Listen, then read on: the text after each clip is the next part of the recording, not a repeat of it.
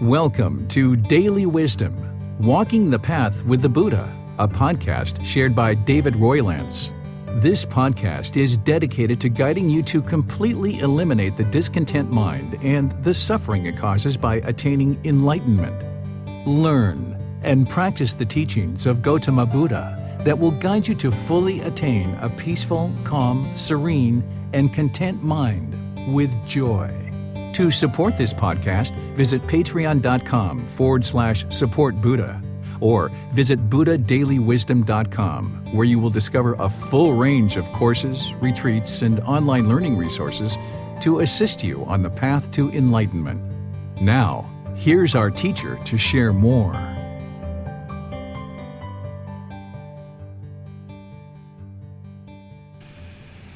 Sawadee Kap. Hello and welcome to Daily Wisdom, Walking the Path with the Buddha. Today we're going to be discussing loving kindness meditation, why we should do loving kindness meditation, what's the benefit, and then we're actually going to do a session of loving kindness meditation together as a group. But before we get into loving kindness meditation, as part of understanding why we're actually doing loving kindness meditation, I would like to discuss real briefly the three poisons, and I would like to go into the Four Noble Truths. And the Four Noble Truths is such an important discourse, such an important teaching to understand as part of Gotama Buddha's teachings. In fact, that was his very first discourse upon returning back to his friends and colleagues that he ended up eventually becoming their teacher. He shared the Four Noble Truths as the very first discourse because everything else that he taught is built on top of the Four Noble Truths.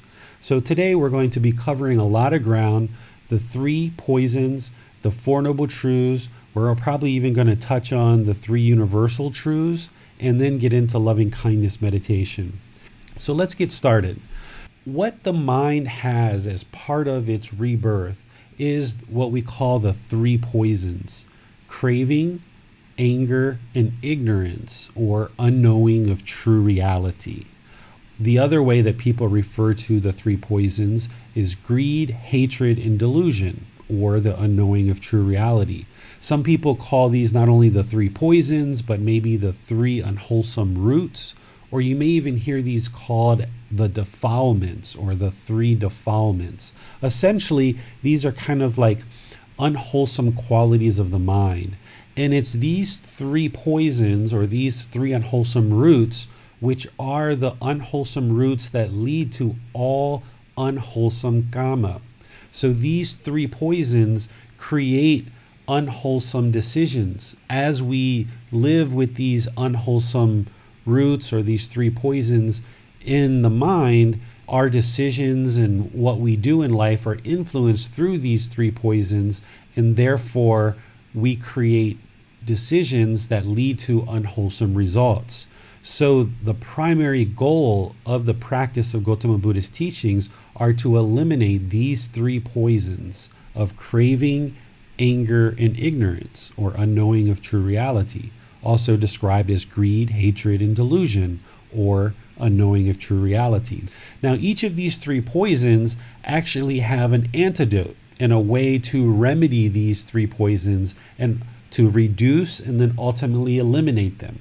So with craving is essentially this outward seeking for satisfaction that the mind has this tendency to grasp or hold, has desire, this mental longing, this craving, this strong eagerness to hold on to things and seek outward satisfaction and think that if we just have this next thing, the mind can be pleased, the mind will be happy. And then we get that, and then the mind wants something else and something else and something else. This is craving.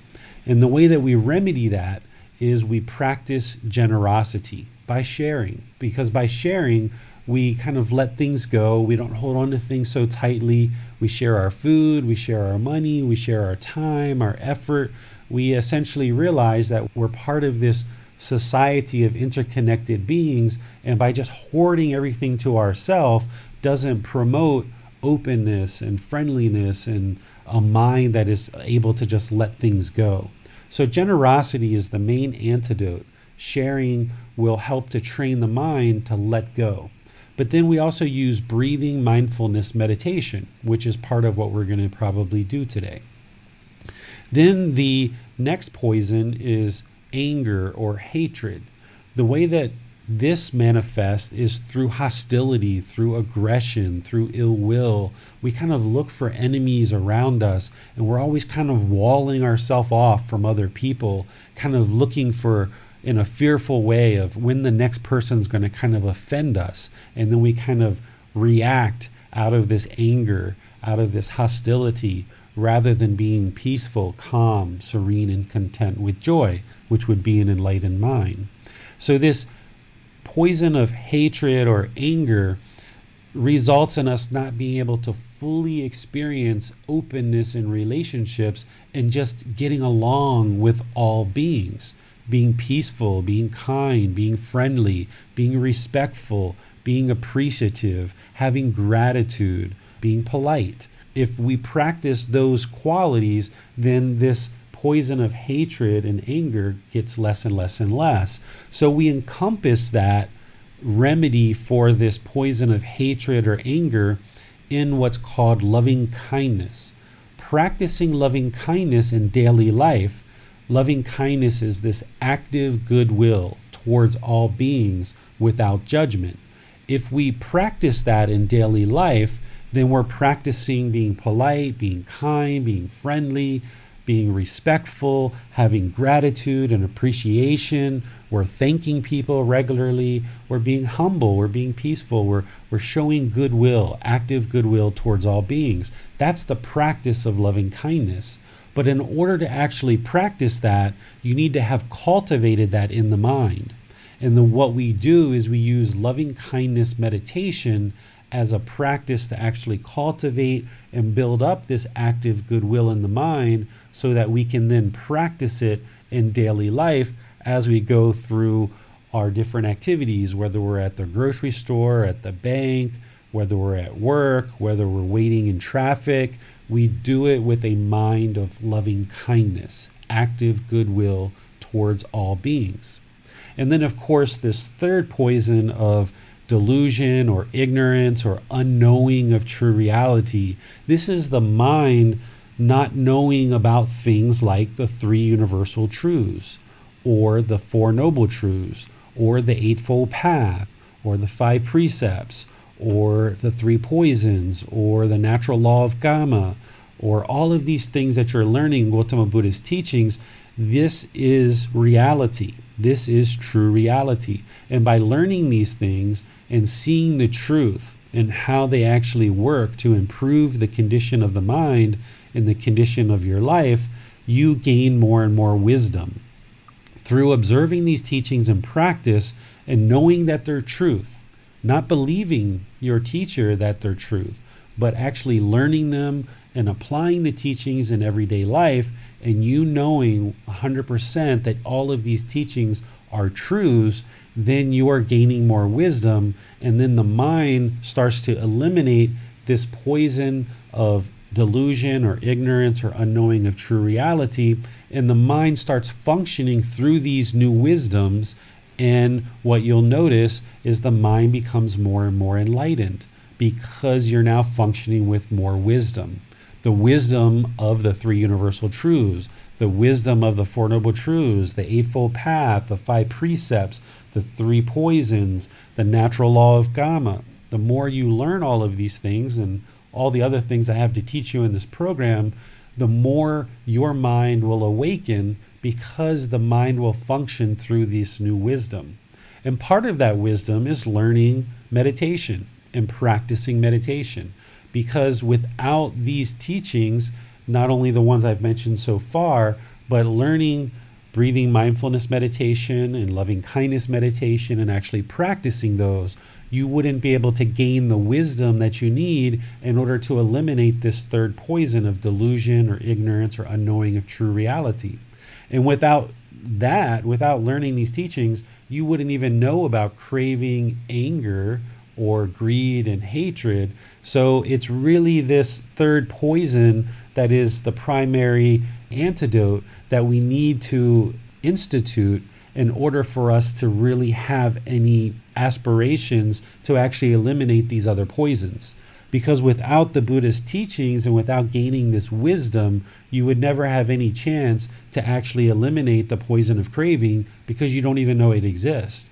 Or you wouldn't know about eliminating the poison of hatred or anger, because you don't even know it exists and what remedies there are. So it's this third poison that we're addressing in all of these talks and all of your reading and listening to the podcast and watching the videos that I share, reading the posts on the Facebook group.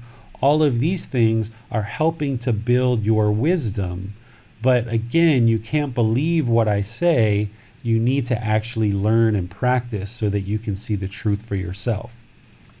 So as I mentioned, since many of you guys have joined kind of at different points during the program, and you may or may not have been involved in the talk that I did on chapter 4 about the 3 universal truths and the 4 noble truths, I would like to revisit that with you today and give you a chance to learn that kind of firsthand and also ask questions.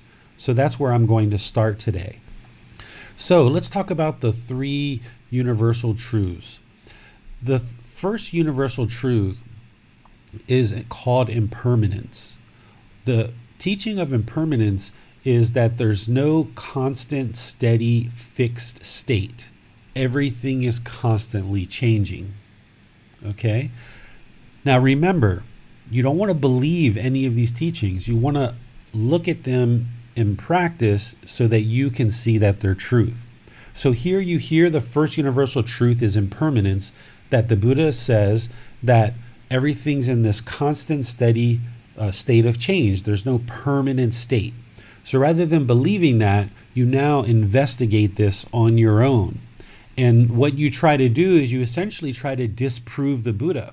Because if you can determine that there's something that's permanent, then that means the Buddha is wrong, right? So the way that you actually prove that this is true and you gain the wisdom that everything is impermanent is you try to find something that's permanent.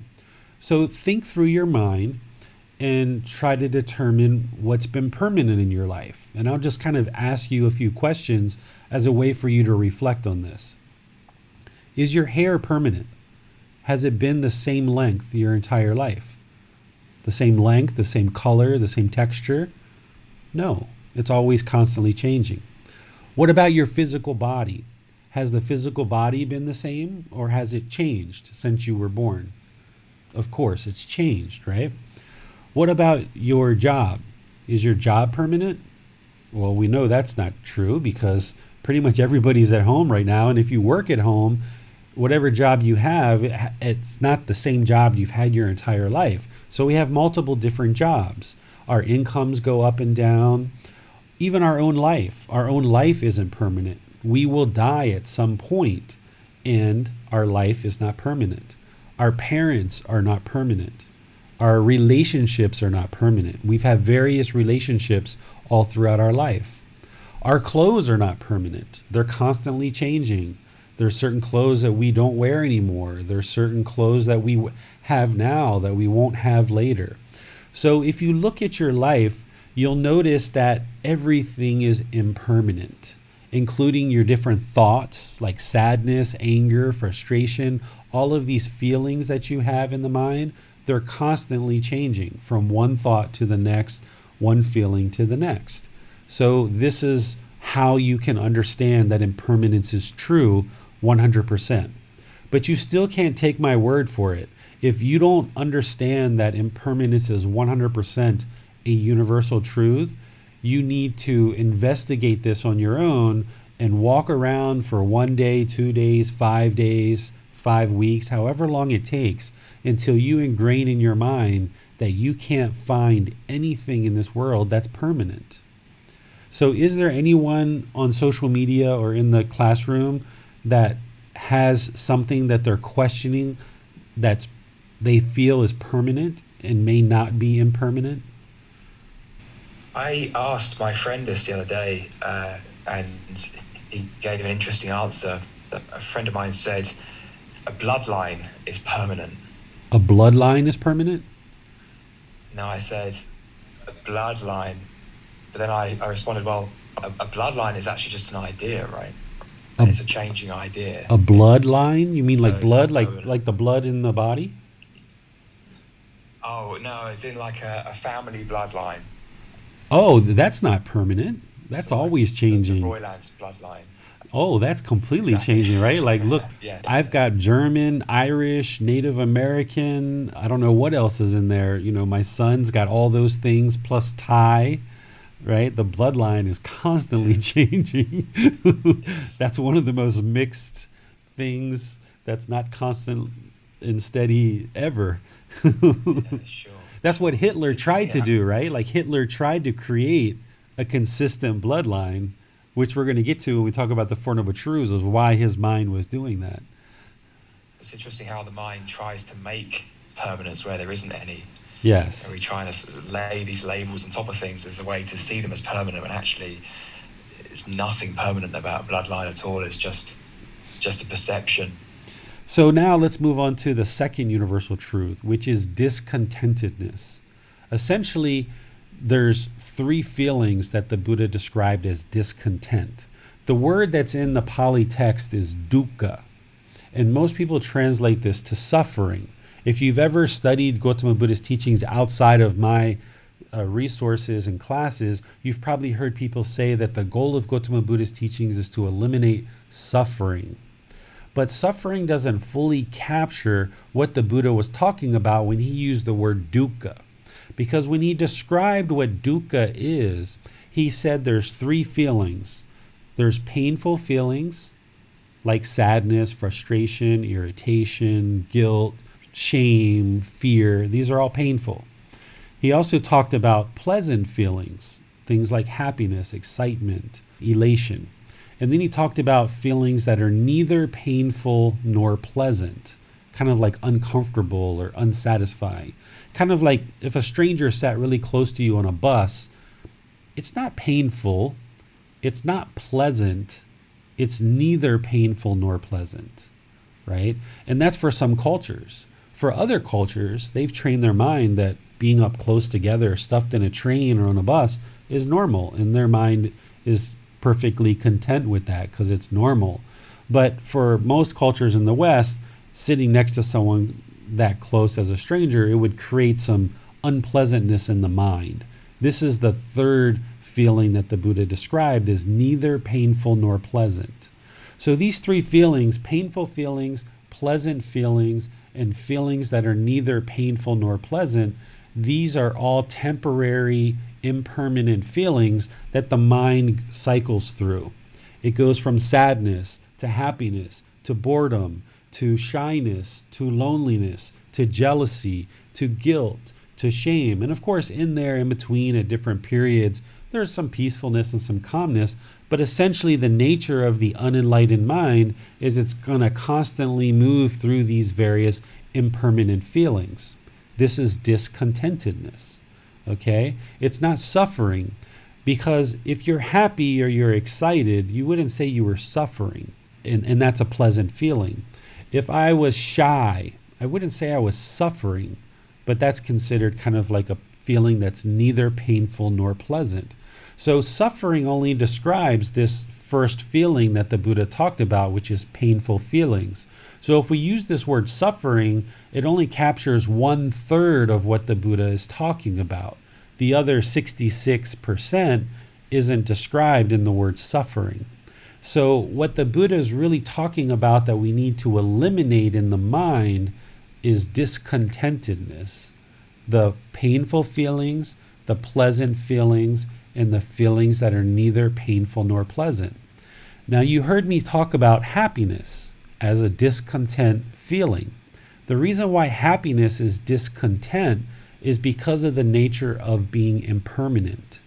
The mind has certain conditions. If I get to go outside today, I will be happy.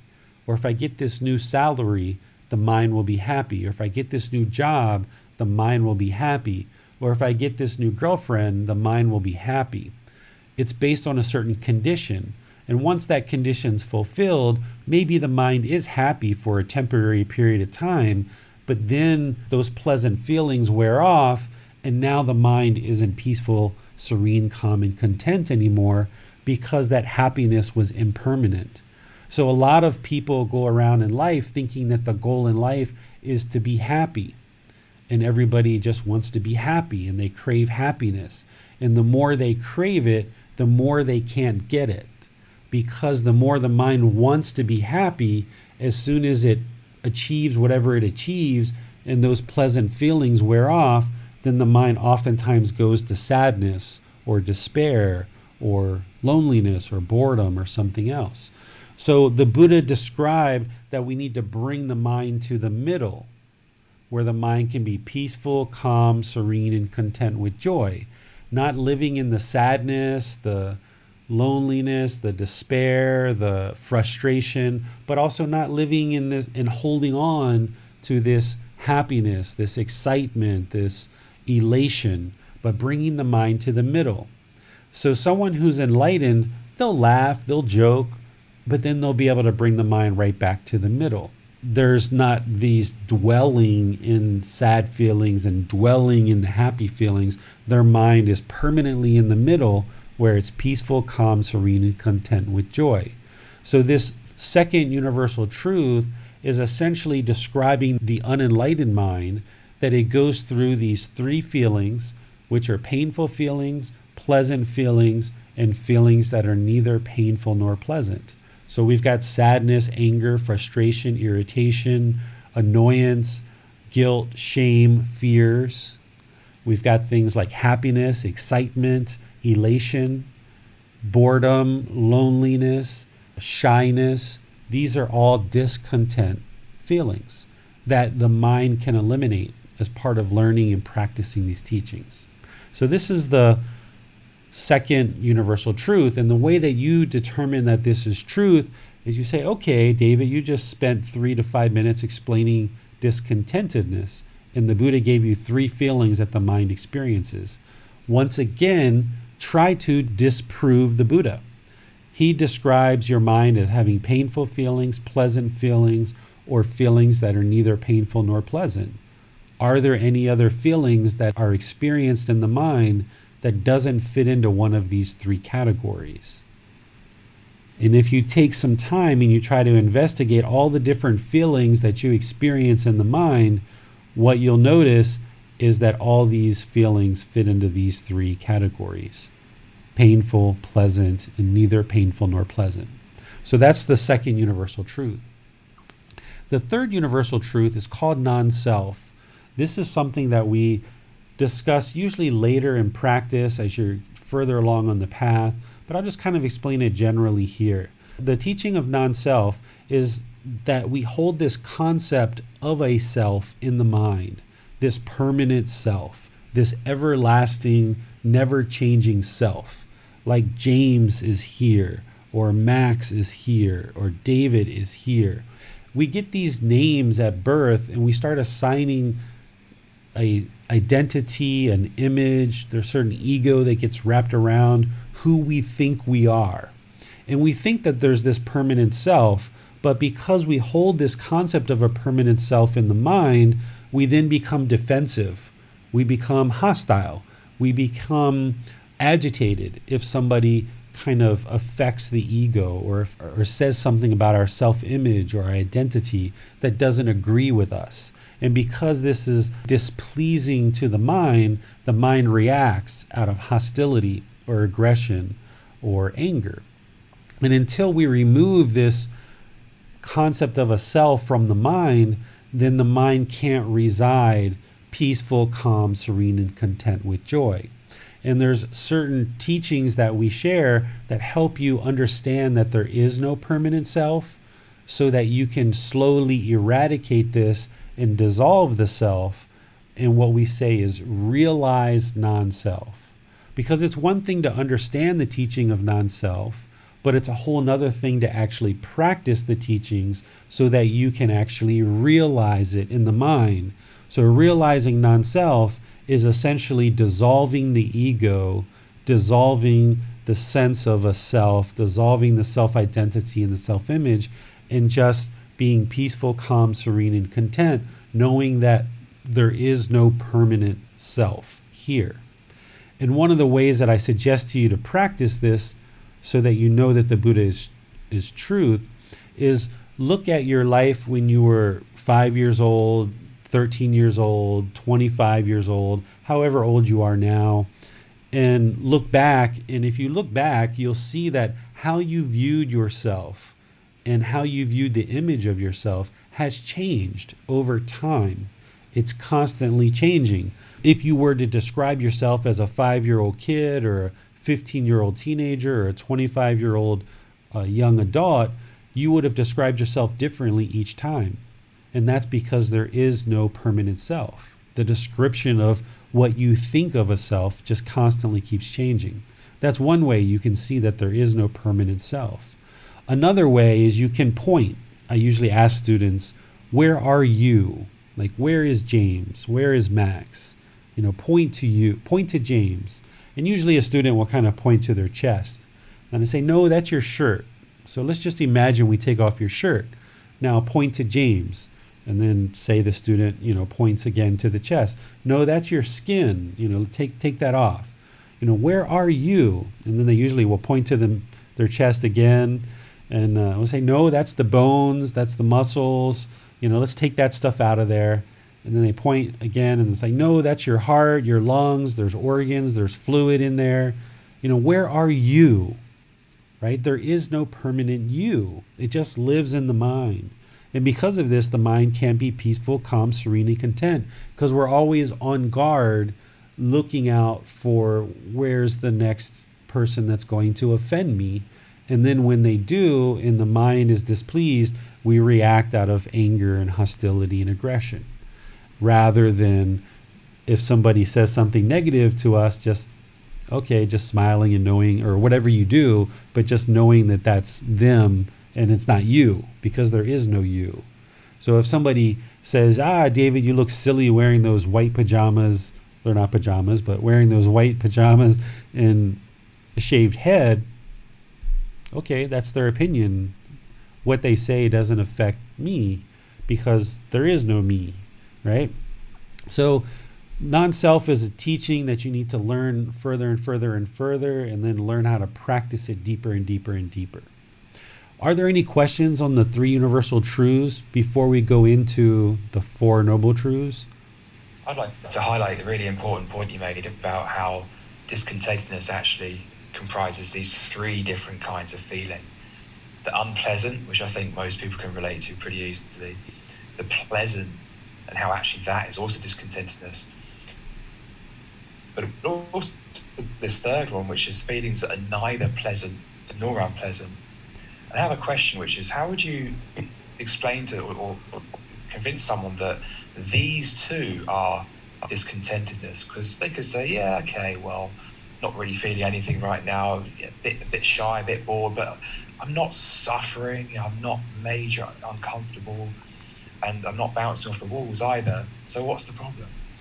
Yeah, the mind is just discontent. It's, say it's lonely or it's shy. It's not calm. It's not peaceful. It's not serene. It's not content. When we're shy, we kind of have this icky feeling inside, like we don't want to be close to another person, or we don't want to speak up. There's some shyness there. Or if we're lonely, we're just kind of like feeling kind of a little bit miserable, not feeling good. We may not say that we're suffering. That's why I don't use that word. But the mind is discontent, right? And then the same thing like with the pleasant feelings, like happiness, excitement, elation. Some people think this is the goal of life. But one of the ways you can see that the mind is discontent is think about times where you might have been, or you have actually seen somebody else be very excited, very elated, right? The mind just goes and goes and goes with all this excitement. Then they usually kind of trip and fall, or they hit a table and they bump into something and they hit their head, or, they break a heel if they're wearing high heels, because there's so much excitement and the mind isn't calm and content. So there's actually bad things that happen to us when our mind is so excited and so happy, right? So this feeling of happiness or excitement or elation is discontent because the mind doesn't have awareness of mind, and it can lead to unhelpful decisions that cause us problems. So this is another reason why happiness, excitement, and elation is discontent. Not only because it's impermanent. Yes, they are impermanent and they're based on certain conditions that when those conditions are removed, then the mind is no longer in that mind state. It's not permanent. But also when the mind is happy, excited, elated, then you're going to make decisions almost like you're heedless, unaware, unalert, unattentive. And now bad things can happen because we're just so excited, right? I can tell you guys a little story. The first time I came to Thailand in December 2002, I was coming here to actually marry a woman. And I sat down in this very remote village. They hadn't seen a white person in 20 years is what they told me. This is back in 2002. People were going around like touching my skin. And at that time I had longer hair. So they were running their hands through my hair. It was like I was like Brad Pitt or something, like a superstar celebrity in the village. And people hadn't seen white skin. And like, you know, some of those people that were less than 20 years old had never seen a white person before, right? So I sat down with the father of my soon-to-be wife. I wide him and I was on the floor and told him how appreciative I was for them to bring me to their house and host the wedding and all the effort that they had gone to plan the wedding and invite people to come and so forth, because there was a lot of effort from the whole village to plan this wedding. And then towards the end, I said, you know, I'm so excited to marry your daughter. And he said, why? Why do you have to be excited to marry my daughter? And at that time, I didn't understand what he was saying and what he meant. I was just like, I thought that was like a nice thing to say. Like, I'm kind of excited. I'm looking forward to marrying your daughter. And he was like, yeah, you don't need to be excited. Like, there's no reason to be excited.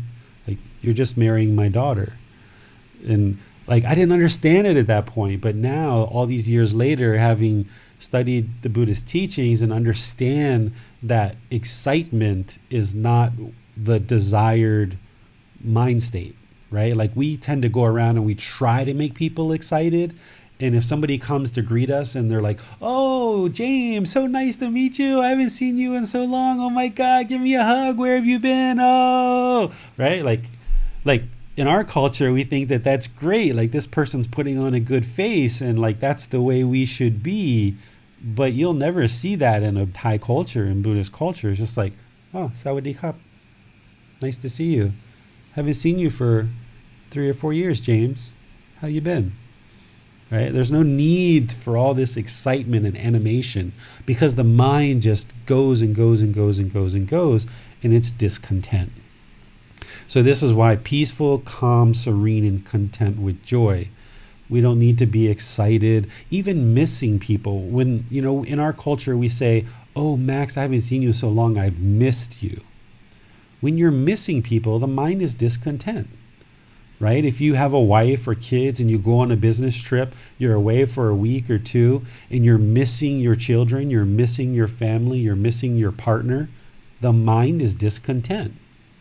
We tell people like, I missed you, and we think that that's the polite thing to say, and that shows that we love you by saying, I miss you. But really, all that's showing is your mind's discontent. That, what do you mean? You've gone for a week or two, and you can't be content and peaceful by yourself? Like, you have to miss us? Like nobody's going to say that, but essentially, the mind should get to a point where it recognizes when it leaves for this 1 or 2 week business trip that that's impermanent, that we will rejoin, and you don't have to miss us extensively. You don't have to call us every 3 hours to check on how we're doing. You go do your stuff, be peaceful, calm, serene, and content for a week or two, and then we rejoin and we're back together as a family. No big deal. So we say things in our culture all the time. We don't realize what we're actually saying is my mind is discontent when we tell people we're missing them. Or when we say, oh, I'm so excited to see you. What you're really saying is your mind is discontent, right? And it doesn't mean that you're wrong or you've done anything wrong. It just means that your mind is grasping, it's holding, it's craving for something, and therefore it's not content. It's missing my family. It's craving my family, therefore it's not content. Or I'm really excited to marry this woman and I can't be content until I do this. And then once I marry her, then maybe 6 months later, I'm bored and I don't want to be married to her anymore, right? Because this is the mind's craving. So this will take us into the Four Noble Truths, right? So let's talk about the Four Noble Truths. I needed to teach you the three universal truths so that you could understand the Four Noble Truths. The first noble truth is all unenlightened beings will experience discontentedness of mind. So if you experience anger, frustration, irritation, annoyance, guilt, shame, fears, happiness, excitement, elation, loneliness, boredom, shyness, all of these feelings, jealousy, you're missing people, this is a discontent mind. And you know that you're not yet enlightened. No big deal. There's lots of unenlightened people in the world. Okay, so all unenlightened beings will experience discontentedness of mind. The second noble truth is you cause your own discontent mind because the mind craves permanence when everything is impermanent. Let me give you an example. If you have a boyfriend or a girlfriend and you guys get together, at the beginning of the relationship, everything's usually wonderful. It's so wonderful. All you're interested in is getting to know each other. You go out to the park, you go out for coffee, you go to the movies, you go to a restaurant. The conversation is wonderful. Everybody's having a great time. And you're like, wow, this feels really good. And you guys get deeper and deeper and deeper into a relationship. The mind gets more and more and more attached. And eventually there's some discontentedness, some disagreement. And it leads to anger, frustration, irritation. And the relationship will oftentimes separate because of this. Well, when that happens, the mind then becomes either sad or lonely or frustrated or angered. The reason why is not because the other person left or you left the other person. The reason why the mind is sad, anger, frustrated, lonely, whatever, is because your mind had this craving. It had this attachment. It had this desire for permanence. It had this longing, this strong eagerness for this relationship to be permanent. And then when it wasn't, either you separated because of a disagreement, or maybe even there's a death. Maybe you're with somebody for 20, 30 years, and then one of you die first. When that sadness and that loneliness, that boredom, that frustration sets in, that's the mind holding on. That's the craving, the desire, the attachment, the longing, the strong eagerness for permanence. The mind craves permanence. And then because everything is impermanent and everything's changing, the mind then becomes sad, frustrated, angry, irritated, annoyed, bored, lonely, what have you. So we essentially cause these feelings ourselves because we allow the mind to hold on and have this longing and the strong eagerness. Another example would be, like, say I bought a sports car, a brand new sports car, and I take this sports car out, I drive it around, I park it at the store, and then when I go inside and I come out, there's a scratch on the car. And when I come out, say I'm like really frustrated, I'm really angry, I'm looking for the people who scratched my car, thinking somebody did this on purpose, and I just want to solve this problem by maybe beating them up, right? Or getting in a fight or a verbal fight or whatever. This is the mind reacting with anger, hostility, aggression, because the mind was craving permanence. The mind wanted this car to look permanently beautiful. And when we see that scratch, the mind becomes aggressive or hostile. Where somebody else might come out of the store, like let's say Max comes out of the store and he sees the scratch and he's like, oh, thank goodness I got insurance. I'll take my car down and get it fixed. So this is somebody who's responding to the situation with a peaceful, calm, serene, and content mind, and rather than reacting out of hostility and anger because the mind is craving permanence. So the second example is someone who's maybe trained their mind and recognized, even probably when they were signing the papers for the brand new car, that this car is not always going to look like this, right? So this is a couple of examples. And you could go through multiple examples in your life where you were either angry, frustrated, irritated, annoyed, feeling guilt or shame or fear or lonely or bored, and you can see how you're causing your mind to be discontent.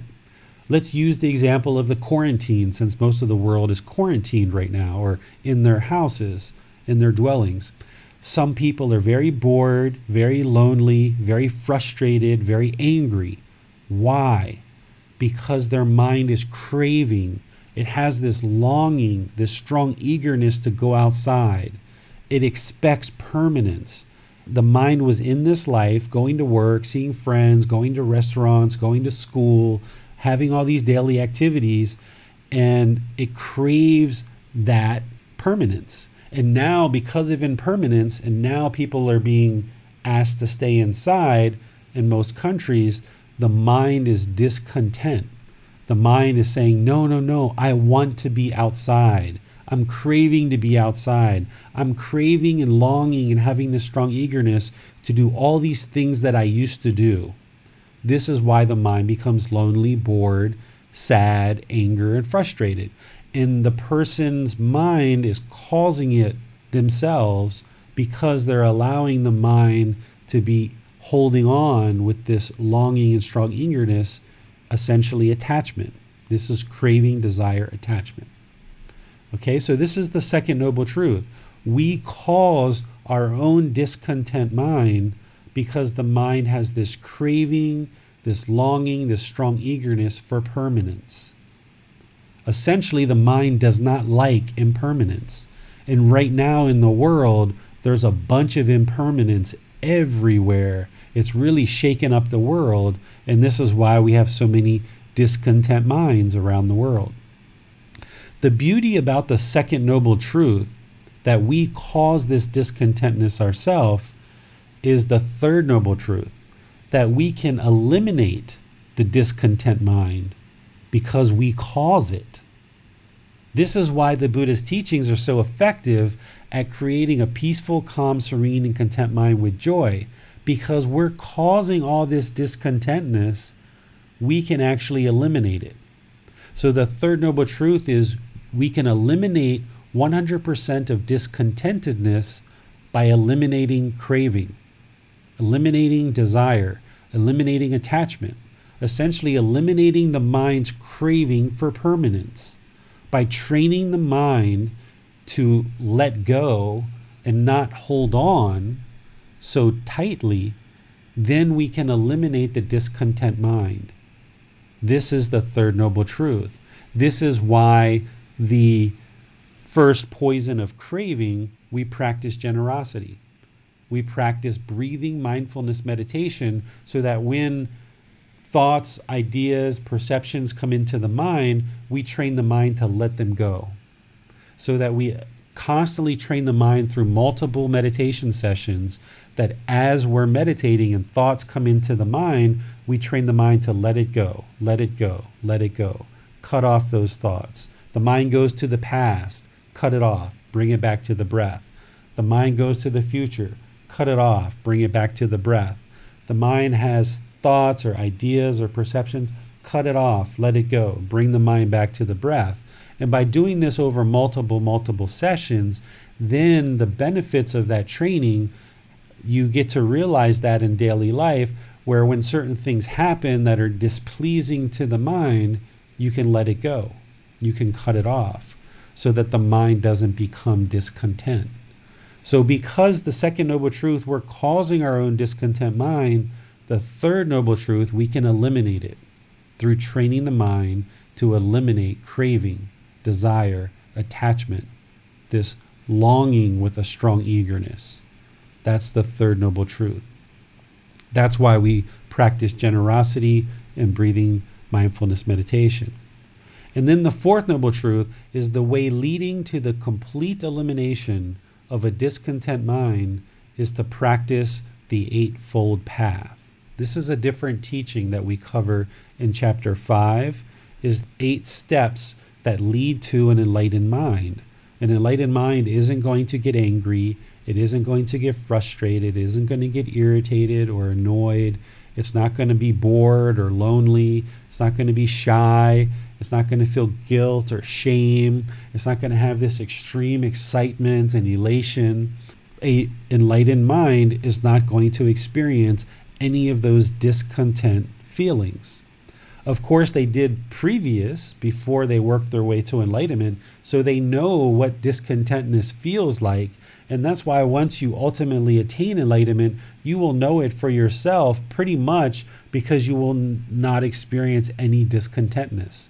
You won't experience sadness, anger, frustration, irritation, loneliness, boredom, guilt, shame, fears, all of these discontent emotions.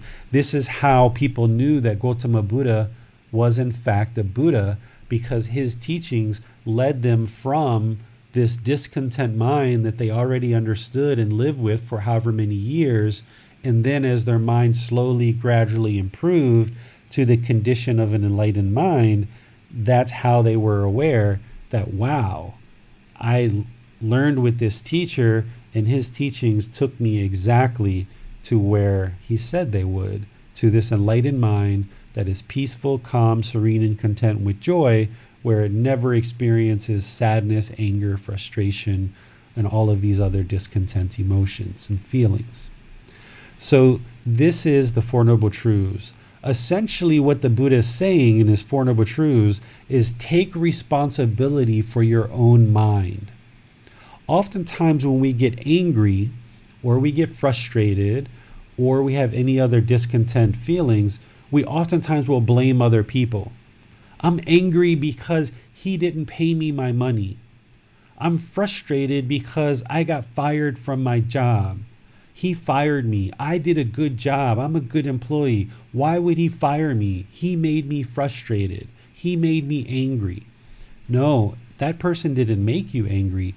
We made ourselves angry because we were craving and wanting to hold on to this job so badly.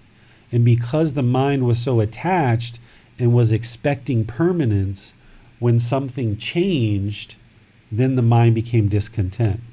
So essentially what the Four Noble Truths is teaching you is take responsibility for your own mind, take responsibility for your own life, train the mind to eliminate this craving, this desire, this attachment, this longing with a strong eagerness, and practice the Eightfold Path, which will lead to an enlightened mind where you never experience any of these discontent feelings. Okay, any questions on any of this? Just a comment from me. The Four Noble Truths was part of the first discourse ever given by the Buddha, I believe. That's right. So it's pretty fundamental. Is there anything really that he taught that falls outside of the Four Noble Truths? Well, everything is built on the Four Noble Truths, right? Because if you're going to undergo this training, where you're training the mind to be peaceful, calm, serene, and content with joy, but you firmly feel that it's other people's fault of why your mind is angry, then why would you ever train your mind? Then you would train everybody else's mind. It's everybody else's fault. It's not my fault. I'm perfect. It's everyone else's fault. Let's go train all of those people to do things my way, and then I won't be angry anymore. But that's not possible, because then there's 7.5 billion people in the world. There's constantly new people being born all the time. We can't train them all to do it our way, but we can train our mind. So this is the first step of the Eightfold Path, which is right view. Having the right view that you cause your own discontentness, that you can eliminate it. Taking responsibility for your own mind. If you lacked responsibility for your own mind and you didn't see it as if you are causing your own mind to be angry, frustrated, irritated, then why would you ever undergo training? Why would we meditate and train our mind when it's everyone else's fault? You see what I'm saying? So that's why right view is so important. The Four Noble Truths is so important, that we understand that we are causing our own discontentness of mind. Anytime we're angry, frustrated, irritated, bored, lonely, shy, feeling guilt or shame or fear, excitement, elation, it's always from our own craving, our own desire, our own attachment, this longing, this strong eagerness. Everything else is built on top of that. Because remember, when the Buddha left all of his friends, they were all hanging themselves upside down from trees. They were starving their bodies. They were doing all these horrible things to the body, thinking that by training the body to undergo all of this pain and misery, that was going to benefit the mind. So when he came back to teach them, hold on a second, you guys have got it wrong. It's not about training the physical body and disparaging the body and putting it through all these torturous things. What this training is about to get to enlightenment is accepting responsibility that it's the mind that's causing all these problems. It's not the body. So his teaching on the Four Noble Truths, essentially establishing right view, was like revolutionary for these first 5 aesthetics that he started teaching.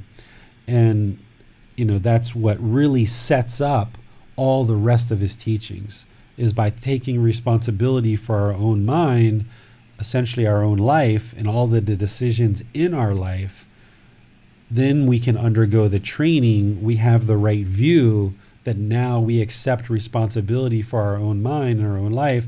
Now we can actively take steps to learn the teachings and practice the teachings to actually get to a point where we can train this mind so that then we can control it. And the interesting thing about taking responsibility, I find, is that the results are instantaneous. So when we shift from saying, right, who can I blame for this that I'm feeling, to how have I caused this myself? Yes. It almost ends, because we're no longer getting angry at someone else. We're actually looking at ourselves and going, okay, what did I do? And it's like some kind of miracle that we're not nearly as angry at ourselves, hopefully, that we might be if we were angry at someone else. And that right there is proof that we are doing it to ourselves. Right. And this has a snowball effect, right? Because if you realize that you're causing your own anger, you're causing your own frustration, you're causing your own boredom and loneliness, when you know that all of these discontent emotions are being caused by you, why would you do that to yourself? It's like stabbing yourself with a knife. So when you realize that your anger is being caused by you and not the other person, immediately you can almost catch yourself more quickly, more readily before the anger arises, because it's like, I don't want to put myself through that, right? So in the past, we might feel like we need to be angry in order to show this person how wrong they are, and they've caused me to be angry. And now the more angry I get, the more likely I am for you to do what I need you to do, right? Some cultures were taught this way, that the more hostile we become, the more angry, the more frustrated we show that we are, the more likely we are to get the results that we desire, right? So we become more angry and hostile. But then when we're done with that, we're usually like depleted, right? We're like, the anger and frustration was so intense that we just get to the point where, oh my God, like that was like you're almost shaking sometimes. I know for me in the past, sometimes I would get so angry, I would almost be shaking. Well, once you realize that you're causing all this yourself, it's like, why would you ever do that to yourself? It's like stabbing yourself with a knife. So right when you feel the anger start to arise, you know that that's you that's causing that. And then, like you said, Max, you start investigating and looking inward for where's the solution for these problems, because the solution is not out here. It's not out here training my wife to do things my way or training my son to do things my way. It's training my mind to not be affected by them just being normal people and doing whatever they would like to do. So by looking inward and investigating in your mind, what are the attachments? This is going to lead us to Sunday. Sunday, chapter 12, we're going to be talking about how to identify your attachments. Because how could you ever eliminate your attachments if you can't identify them? So chapter 12, identifying your attachments, is a crucial ability and skill to develop. Next to meditation, developing the ability to identify your attachments is probably the second best thing you could ever do in this practice, so that as soon as you get angry, as soon as you feel the frustration or irritation or any other discontentness of mind, you can start looking inward and discover, what is it that I'm doing? What is the mind holding on to that's causing this discontentness? Because when you can start identifying these attachments, these cravings, then you can work to eliminate them. But how could you ever eliminate them and get to a content mind if you weren't able to identify them? So that's what we're going to talk about on Sunday. So yeah, Max, looking inward is very, very important. Okay. So I wanted to review the Four Noble Truths so that we could just refresh everybody's mind that we are causing our own discontentness if you're experiencing discontentness, and that you can eliminate it. That's the whole reason why we're meditating and training the mind. That's the whole reason why you're listening to these Dhamma talks. That's why you're hopefully reading this book and practicing the teachings that are in there. That's why you're doing all of these things, is because you're training your mind through learning the teachings, applying the teachings, which includes breathing mindfulness meditation, generosity, which includes practicing loving kindness and practicing loving kindness meditation. By learning and practicing these teachings, you're actively training the mind to improve the condition of the mind. That's essentially what we're doing with all the meditation, breathing mindfulness meditation and loving kindness meditation, is we're working to eliminate this poison of craving, of anger, of ignorance or unknowing of true reality. We're working to eliminate this greed, hatred, delusion, or unknowing of true reality. So today, in today's practice session, we're focusing on loving kindness meditation because we're causing the anger, we're causing the hatred, we're causing the ill will, we're causing the frustration, the irritation. The mind is holding on to these discontent emotions and feelings because of this longing and the strong eagerness. So what we're doing with loving kindness meditation is we're essentially undoing that conditioning and training the mind to have this active goodwill without judgment. We're cultivating this loving kindness in the mind. So let me go to the first part that I prepared today, which is a little bit different than I've shared in our other sessions. From the book, Developing a Life Practice, The Path That Leads to Nibbana, I share this with you guys. Loving kindness meditation helps us to eliminate hatred, anger, ill will, frustration, irritation, annoyances, dislike, and cultivate a mind that has loving kindness or goodwill towards all beings, thus removing the poison of hatred or anger. Okay? Loving kindness meditation is actively cultivating. Remember, meditation is an active training of the mind through an independent, dedicated training session. So we're actively cultivating in the mind this active goodwill towards all beings, where we're working to remove hatred, anger, and ill will. Okay? And in order to do loving kindness meditation, you should first start with breathing mindfulness meditation to bring the mind into the present moment or singleness of mind, and then start practicing loving kindness meditation. You can just do loving kindness meditation by itself. If you've only got 5, 10, 15 minutes, maybe that's what you want to do, is just jump into a session of loving kindness meditation. But if you have plenty of time and you kind of want to get better results out of your loving kindness meditation, what you should do is practice breathing mindfulness meditation first. Even if that's just 3 minutes, 5 minutes, 10 minutes, just kind of ease into loving kindness meditation by bringing the mind to the breath and creating that singleness of mind, where you can let go of the past, let go of the future, let go of thoughts, ideas, and perceptions, bring the mind to the breath, and then after you've done that for some period of time, 3, 5, 10, 15 minutes, however long you'd like to do it, then you start with loving kindness meditation.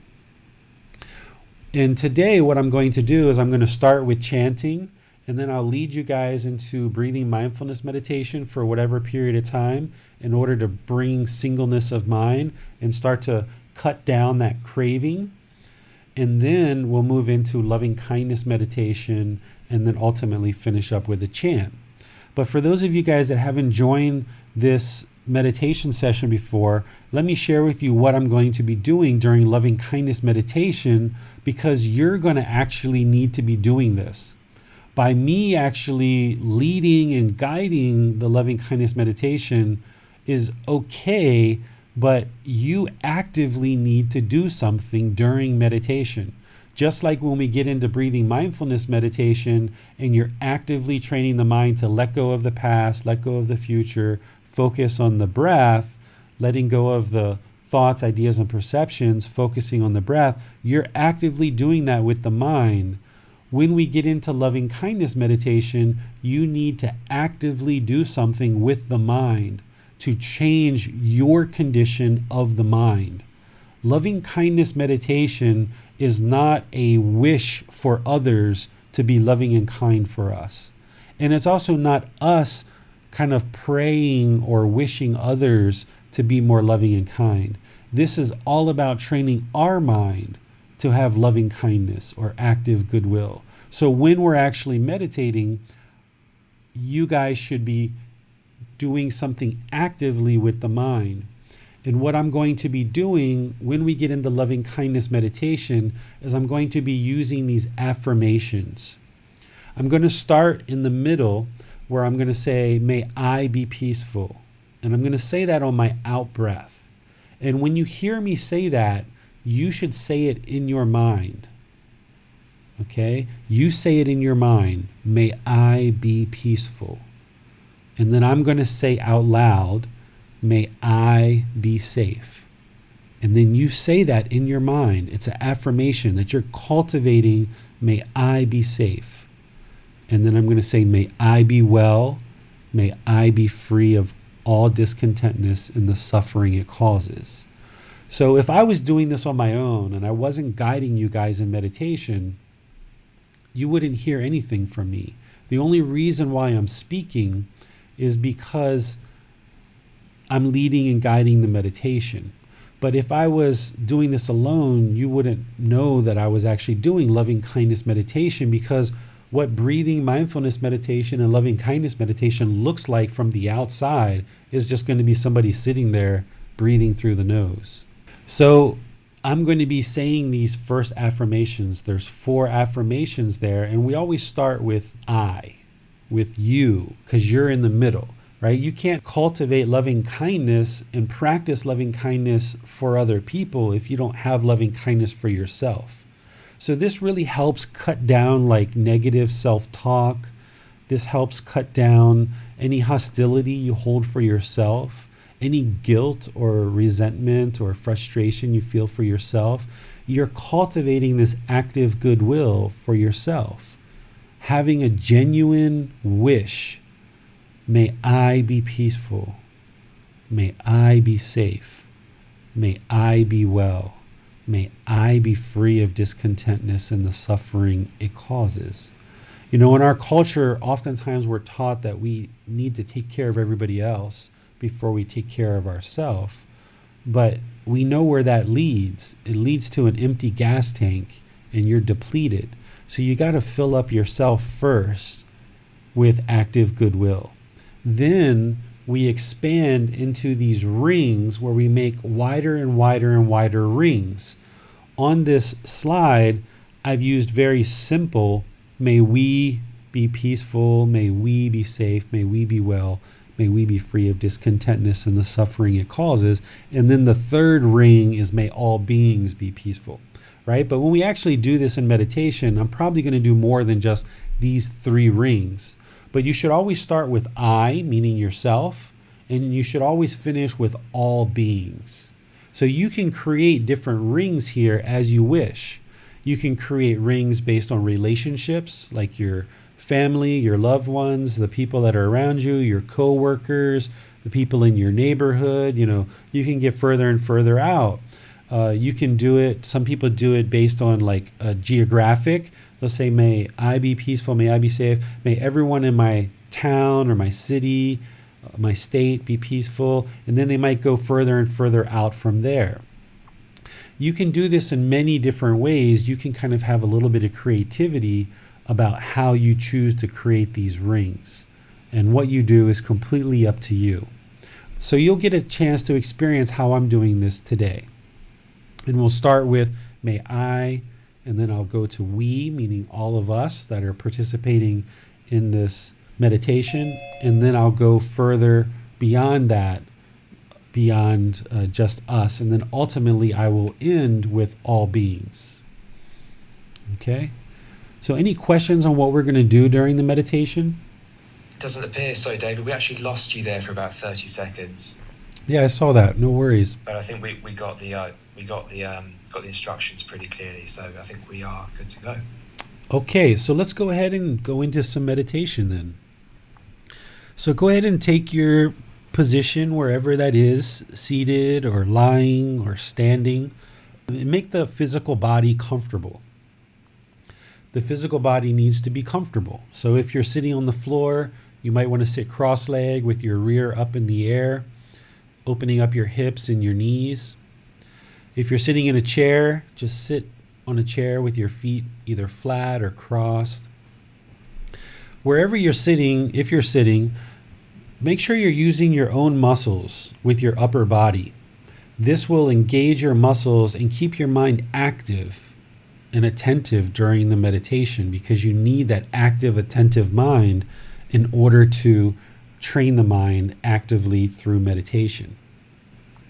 So use your upper body muscles. Your hands and your arms, you can place those together with your back of your palm on top of your other palm, your thumbs together, and you can place those in your lap if you like, or just put your hands on your lap, palm down or on your knees or something like that. And if you'd like to do the chanting with me, you're welcome to do the chanting. And then I'll guide you guys in breathing mindfulness meditation. Then we'll do loving kindness meditation. And then we'll go into some more chanting to finish it off. So just focus on the breath. Arahang Samma Sambuddho Bhagava Bhutang Bhagavantang Apivateyami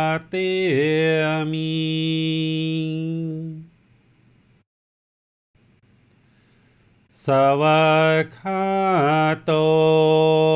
Bhagavata Tammo Tamang Namasami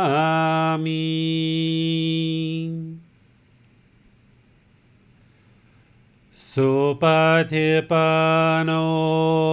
Bhagavato Savaka Sankho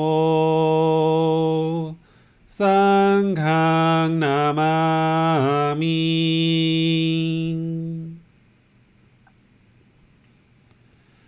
Namo Tassa Bhagavato Arahato Samma Sambuddhassa Namo Tassa Bhagavato Arahato Samma Sambuddhassa Namo Tassa Bhagavato Arahato Samma Sambuddhassa Iti piso Bhagava Arahang Samma Sambuddho วิจาจารนังสัมมุโนสคาโตโรกาวิตูอนุเตโรปุริสาตามาสติสตาตาวามนุสนังพุโตภควาติ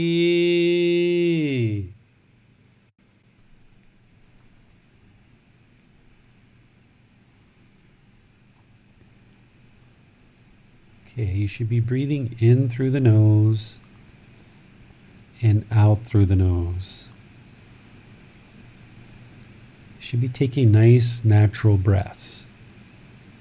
Not trying to control or force the breath. Just nice, natural breath. As you're breathing in through the nose and out through the nose, focus the mind on the breath, the sound of the breath, or the sensation of the air entering into the nose. That's the fixed position that you're fixing the mind on the breath. That's the present moment. Training the mind to come into the present moment. So just take a minute or so and establish that nice breath, focusing the mind on the breath. And then I'll come back with some more guidance.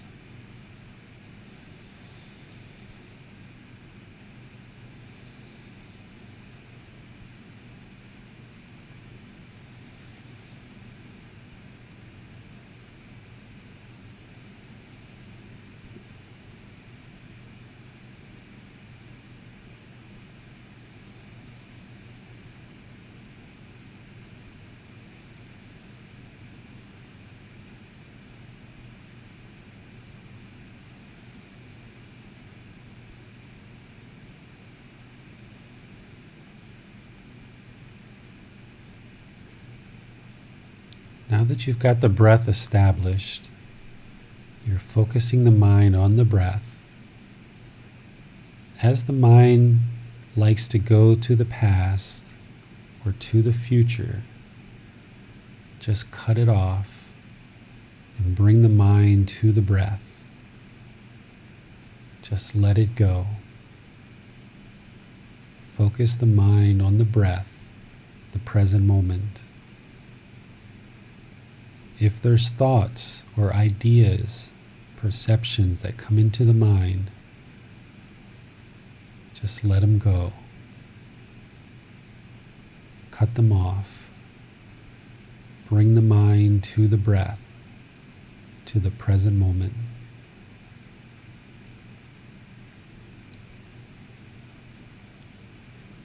You have nowhere to go, nothing to do. No one needs you right now.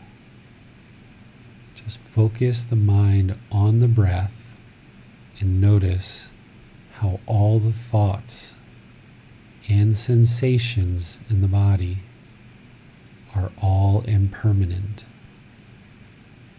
There's nothing that's permanent.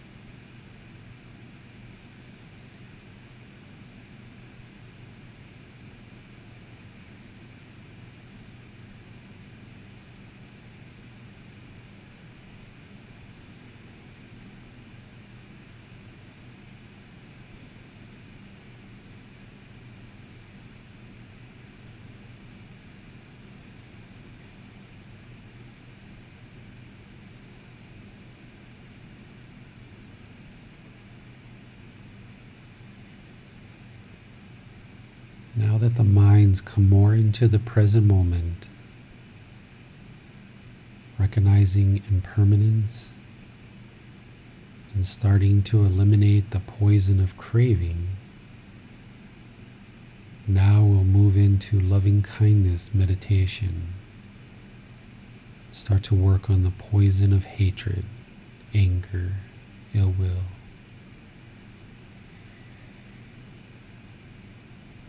Just repeat this affirmation in the mind when you get to your out breath.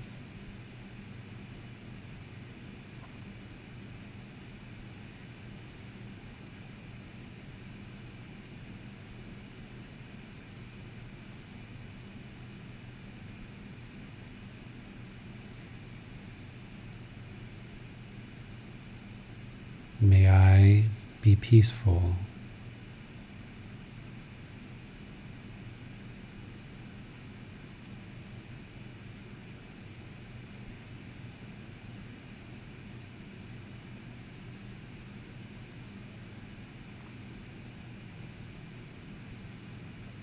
May I be well.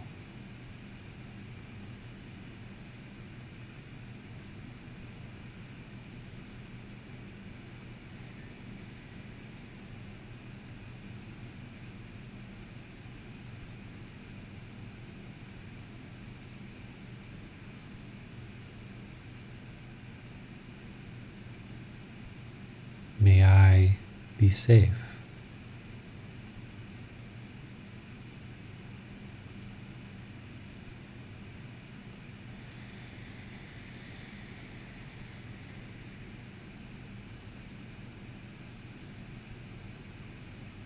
May I be free of discontentness and the suffering it causes.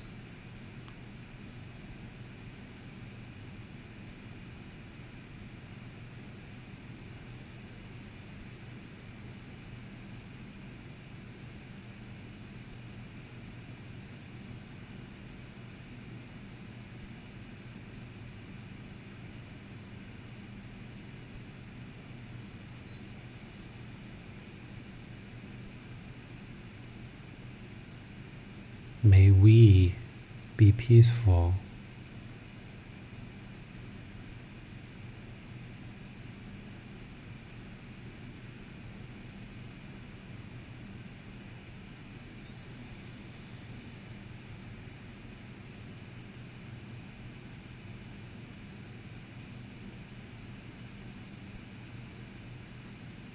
May we be well.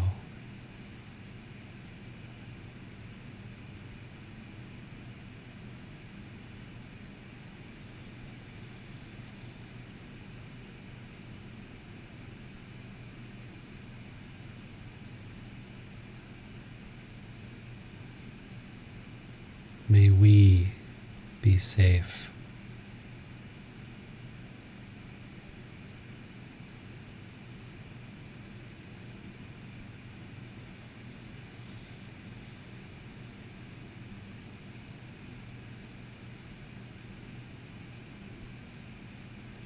May we be free of discontentness and the suffering it causes.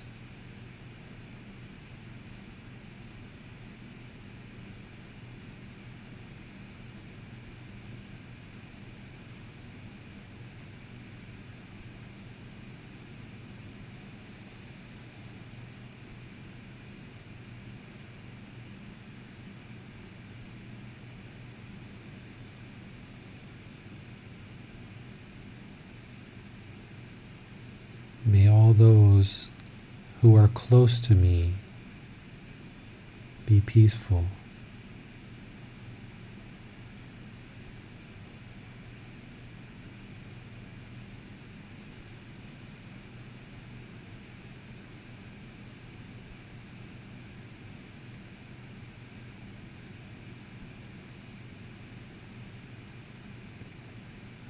May they be well.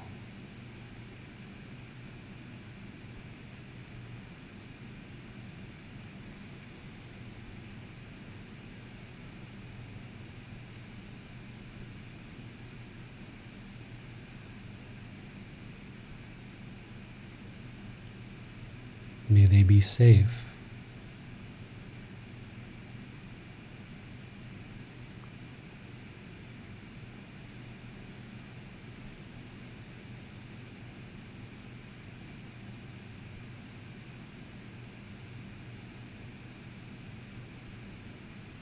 May they be free of discontentness and the suffering it causes.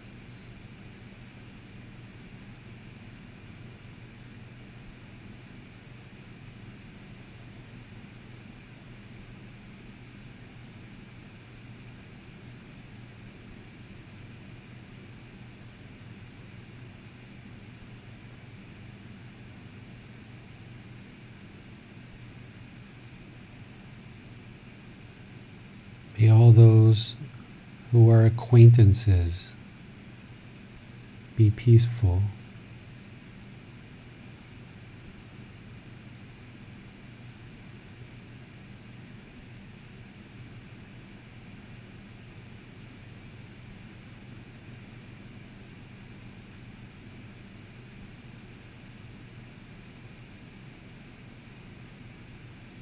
May they be well.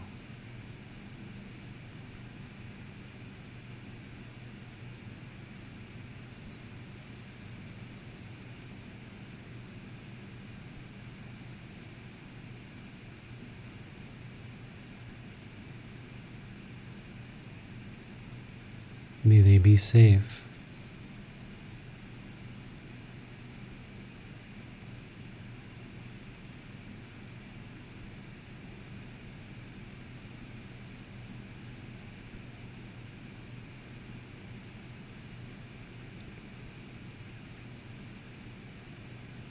May they be free of discontentness and the suffering it causes.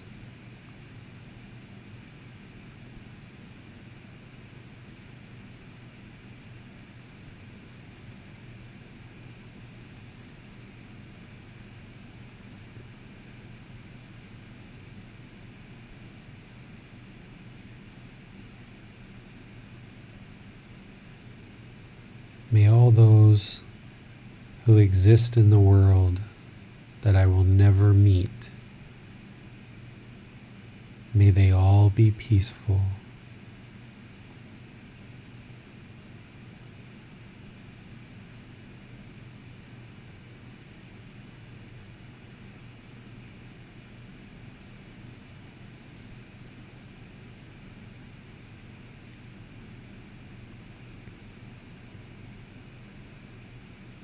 May they all be well.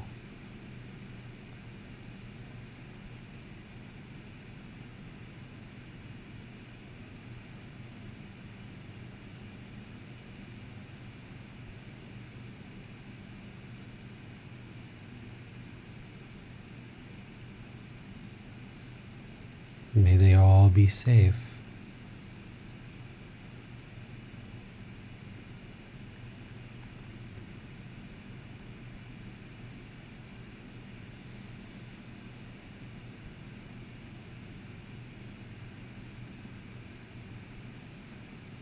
May they all be free of discontentness and the suffering it causes.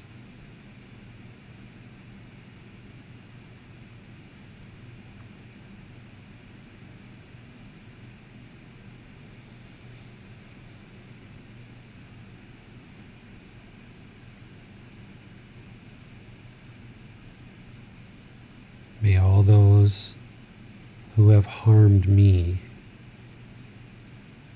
may they all be peaceful.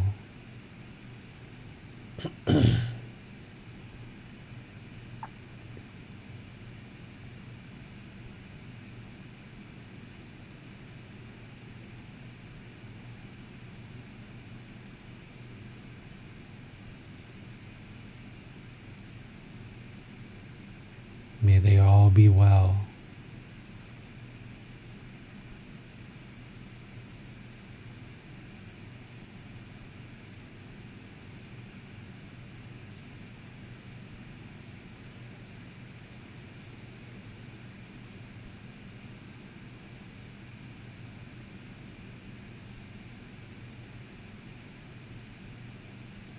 May they all be safe.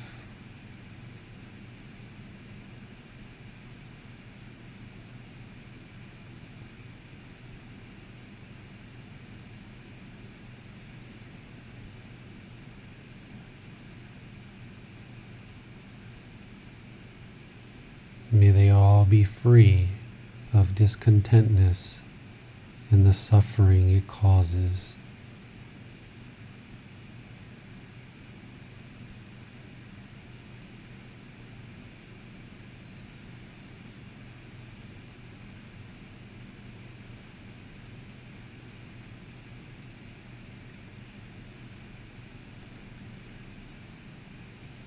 May all those whom I have harmed,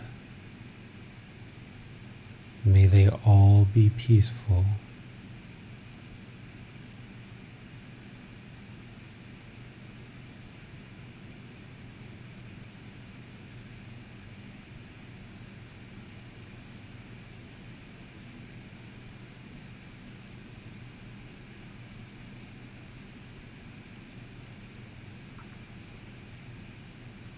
May they all be well.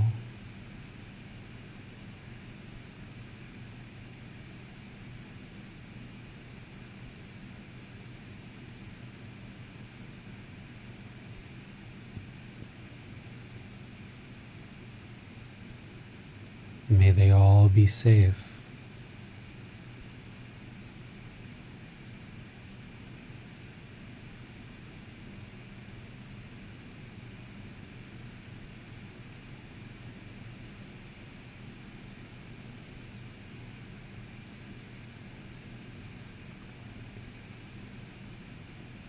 May they all be free of discontentness and the suffering it causes.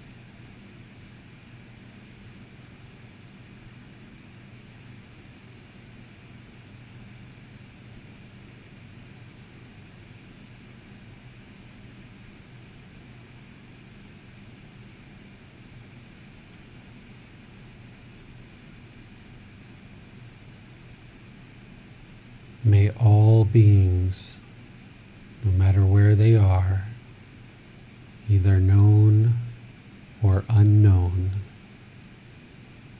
may they all be peaceful.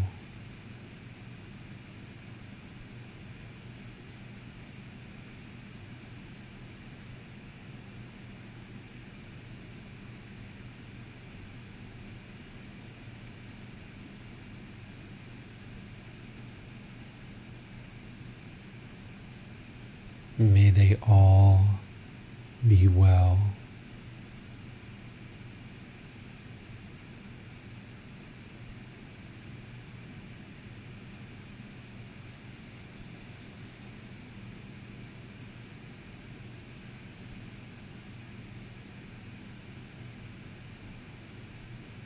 May they all be safe.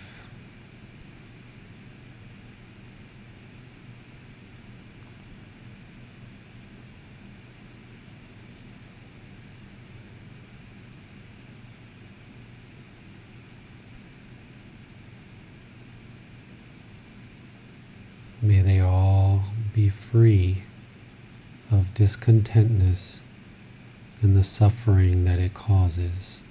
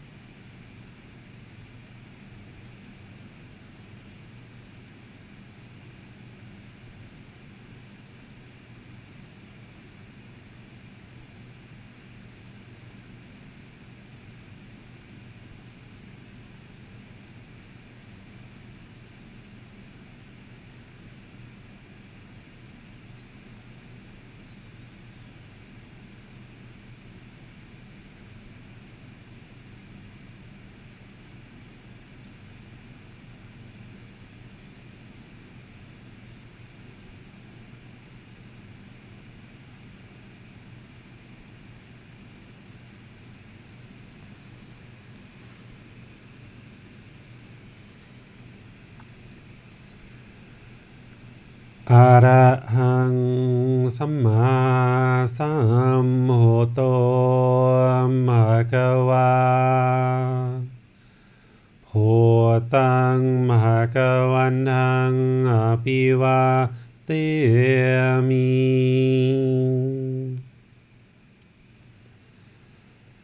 สวากขาโตภะคะวะตาธัมโมตามังนามาสามิ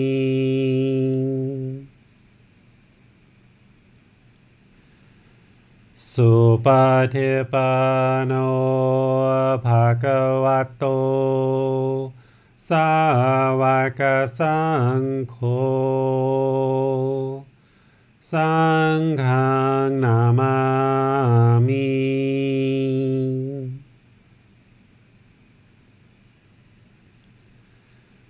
นะโมตัสสะภะคะวะโตอะระหะโตสัมมาสัมพุทธัสสะนะโมตัสสะภะคะวะโตอะระหะโตสัมมาสัมพุทธัสสะนะโมตัสสะภะคะวะโตอะระหะโตสัมมาสัมพุทธัสสะอิติปิโสภะคะวาอะระหังสัมมาสัมพุทโธวิชาจารนังสัมมุโนสคาโตโรกาวิตุอนุเตโรภูริสาตามาสติสตาตาวามานุสนังพุทโธภควาติ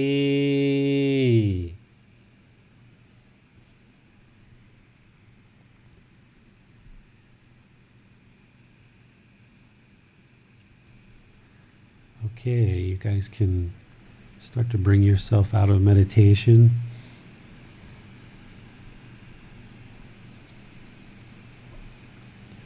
Just gonna slowly come back.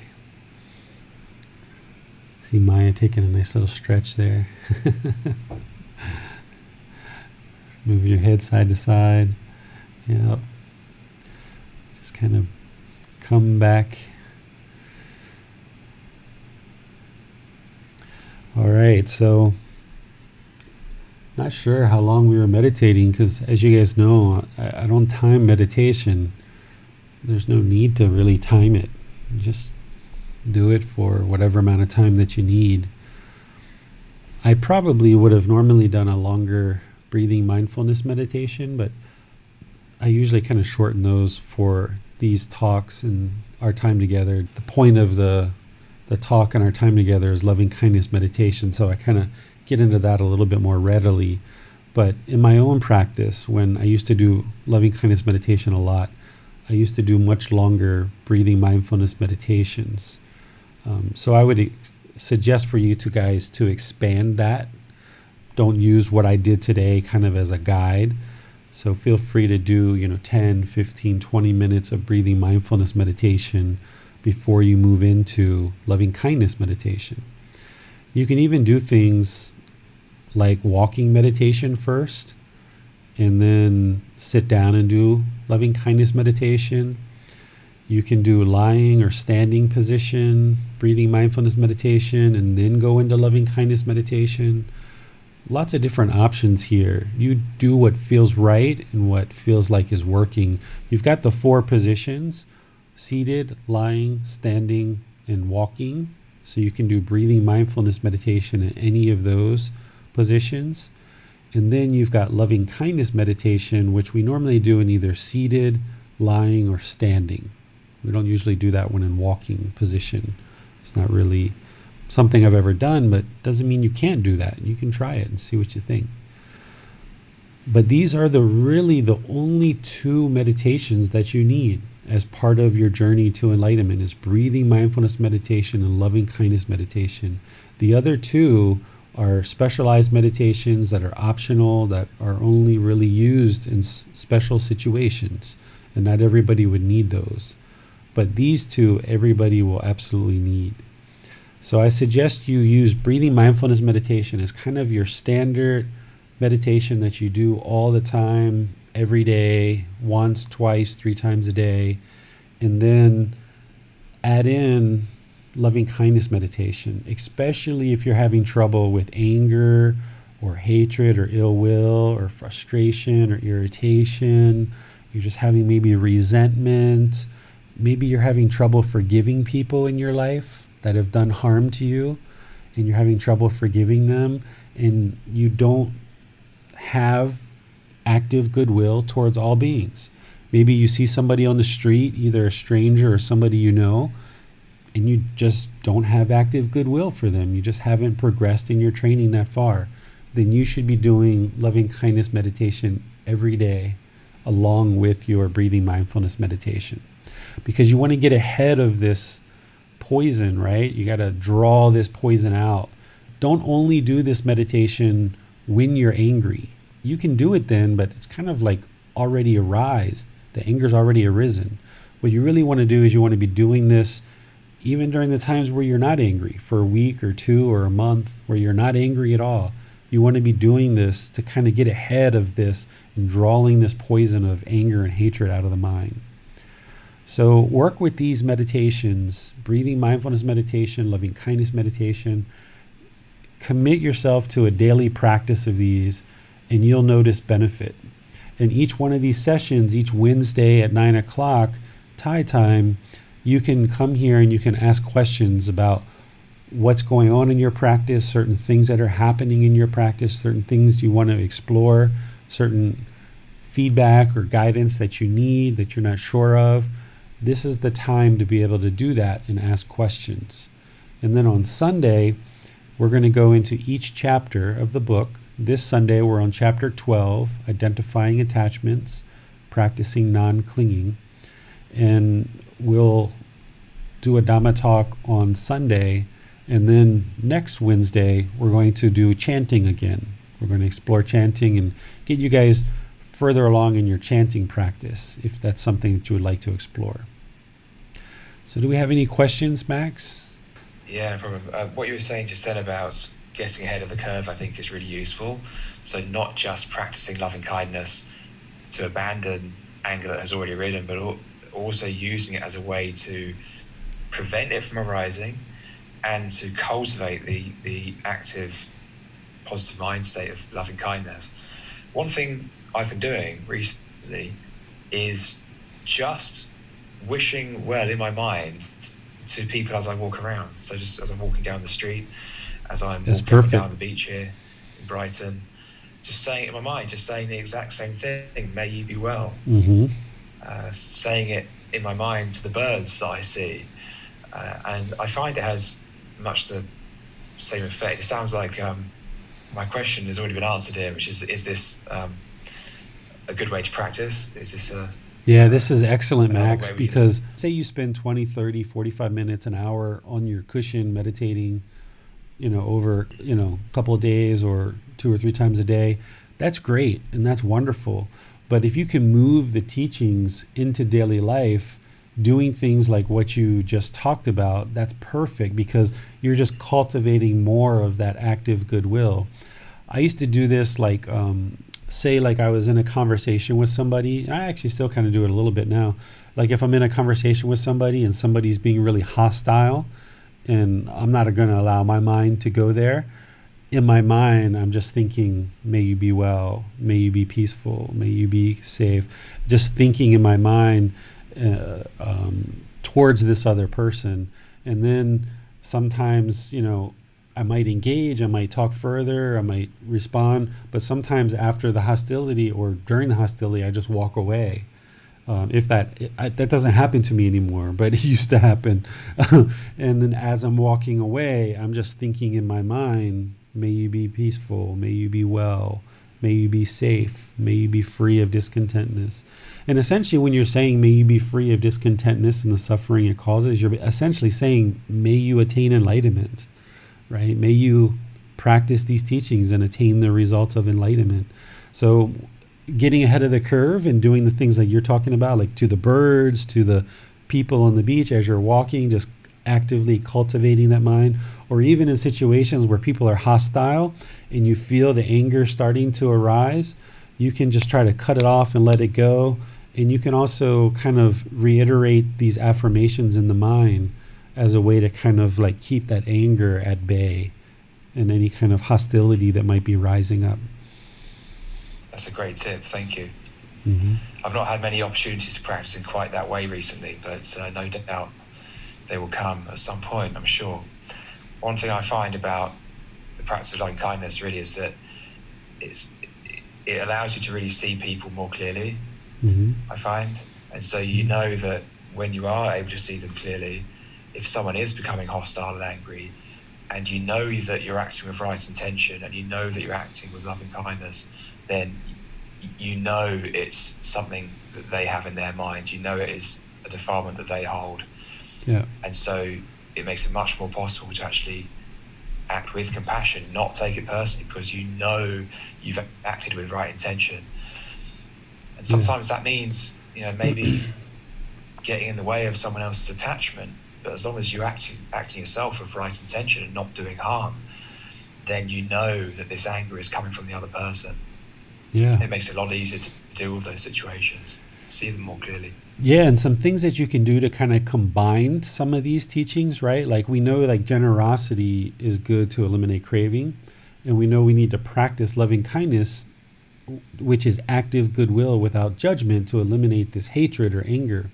So not that everyone has to do this, but if you've ever done this where like maybe you see a homeless person on the street and you want to, give some food or give some money, or like here in Thailand, I usually take them to a restaurant and sit down with them. I let them order food, and then I kind of talk to them and spend time with them and ask them some questions and kind of spend a little bit of time with them. This is generosity because you're sharing your money, your time, your effort, but you're also practicing active goodwill without judgment. Where, I'm sitting in a restaurant with a person who has dirty clothes on, rough hair and face, and I know other people are looking at me, and tourists particularly, Thai people know what I'm doing, but tourists will be looking at me and probably pretty curious about what I'm doing and why I'm with this person. But for me, I'm treating this person just like I would sit down and have lunch with you, Max, or somebody else, treating them as a human being and, being polite, being kind, being patient. I just happen to be sharing some of my money, some of my time, some of my effort. And so you're practicing generosity, but you're also practicing loving kindness, active goodwill without judgment at the same time. And these kind of things can be really beneficial for you. That you're not doing it because anybody told you to do it. You're not doing it because you're taking pictures to post it on Facebook and show everybody that you've taken this homeless person out to lunch. Not that you're doing it out of ego or pride, that you want everybody to see you doing it, but just because you feel like that's a good thing to do. And I just give this one example. There's many examples, that you could do stuff like this. Whether it's spending time with, like we have a neighbor across the street who's Chinese, and he has a little daughter that's about 3 years old. I'll invite her over, let her come into the house. We'll share some food with her, and we'll tell the parents go back to their house and relax because she's pregnant again. She's having another child. And we're like, oh, we'll take care of this one. It's okay, you go. So, we're sharing loving kindness and generosity and practicing the teachings even with a 3-year-old child, right? It doesn't have to always be a homeless person. It can be everybody in your life without judgment, active goodwill without judgment. There's security guards a lot of times at different places where you go in Thailand. And in Thailand, sometimes people look at certain occupations as being below or above each other. And we will buy like a drink like a soy milk or some water or some food or some fruit, and we'll give that to the security guards as a way of practicing generosity. And oftentimes when I come in and out of the village, I will wind my window down and wave to the security guard, or I'll wave to them and smile, or I'll stop the car and I'll ask them, like, how's your day going? How's everything going? Oh, where's your wife? How's your wife been? I haven't seen her for a while. Just chat, even if it's just like 1 minute or 2 minute. That's another way of practicing generosity and loving kindness, is just being generous with your time and showing people that you're genuinely interested in them, and you have this active goodwill, and you're curious about them and their family and their children, and you build up these relationships in your community through practicing generosity, through practicing loving kindness. And then all of a sudden you've got this really warm environment that you inhabit, where you walk down the street, everybody on the street knows who you are, you've talked to them, you spend time with them, or you've just maybe smiled and waved to them and they smile and wave to you. This is Gama. Whereas if I walked down the street and I was disgruntled and I looked at the ground and I was sad face all the time and just kind of nasty, when I walk down the street, it's going to be a pretty miserable walk. But if you walk down the street and you're smiling and talking to people, or even just smiling and moving on your way, some days you talk, maybe some days you don't, that is going to be such an enjoyable walk every time you go down the street, because you've got all these friends. You might not even know what their name is. You don't even know much about them. But whenever you walk down the street, you just always are pleasant to everybody around you. And this will also help with any shyness. If you have any shyness, it will help eliminate that. So this is what we mean by practicing the teachings. A lot of times people think what practicing the teachings means is sitting on your cushion and doing meditation. Well, yeah, that is practicing the teachings, sitting on your cushion and doing meditation. But also, like I just described, walking down the street, being polite and kind and friendly and generous, and spending time with the 3-year-old neighbor, spending time with the homeless person, spending time saying hello to the taxi drivers or whatever. This is practicing. This is practicing the teachings of Gotama Buddha, where you are eliminating the craving, anger, and ignorance by practicing generosity, by practicing loving kindness, and by using the wisdom of these teachings to practice in this way. So you're developing a life practice which involves meditation that you do to actively train the mind each day, but then you carry these teachings with you in a daily life practice where when you're out and about, you're practicing the teachings. Yeah, it's really helpful, really great stuff. And it's worth remembering that it costs nothing to smile at someone, to wave at someone. It's just a little bit of right effort. And I feel like all the things worth having in the world really, on some level, come about because someone at some point decided to be generous with their time, with their money, with their energy. And it's funny how a lot of modern self-help books or personal development books often talk about this kind of thing. And Buddha was saying this over 2,500 years ago, right? Right effort, practice generosity. It's all about eliminating the unwholesome states of greed and cultivating the wholesome qualities of generosity, loving kindness. Yeah, I mean, if you were going to summarize this, right, it's like being a polite, kind, respectful, generous, appreciative, friendly, kind person. I mean, positive person, right? Like everybody enjoys being around those kinds of people. And this is why the more you practice in this way, you will see that Gama, by you making the decision to treat other people around you this way, even when they're hostile, you're being kind, polite, and respectful. Even when they're angry and disgruntled and whatever, you're still being kind, polite, respectful. You will see that over time, people will observe that, and you will have more and more healthy relationships in your life, whether that's on a personal level or a professional level. And your life will just continue to improve and improve and improve, because people aren't going to do negative things towards you because they see you as a friendly, polite, kind, positive, respectful, appreciative person. And then for you, you're not taking any exception with it because you know that's them and they're just being hostile, and no need for you to get angry just because they're being hostile, or no need for you to get frustrated just because they're being unkind or unpolite. Just maintain your content mind. I always say that an enlightened mind only needs to walk with their wisdom and a smile. That's all we need is just the wisdom and a smile. We just walk down the street with wisdom and a smile. Anything else is just noise, right? So that's all we need is just wisdom and a smile. The land of smiles, Thailand. All right. I like that. Well, I think it's about the end of class time today, so I will wish all of you guys well and encourage you guys to continue your meditation practice of breathing mindfulness meditation, loving kindness meditation. Continue to read the book. This week we're in chapter 11. On Sunday we're going to chapter 12, which is identifying attachments. And just keep continuing to learn, continuing to practice the teachings on the cushion, but in your daily life as well.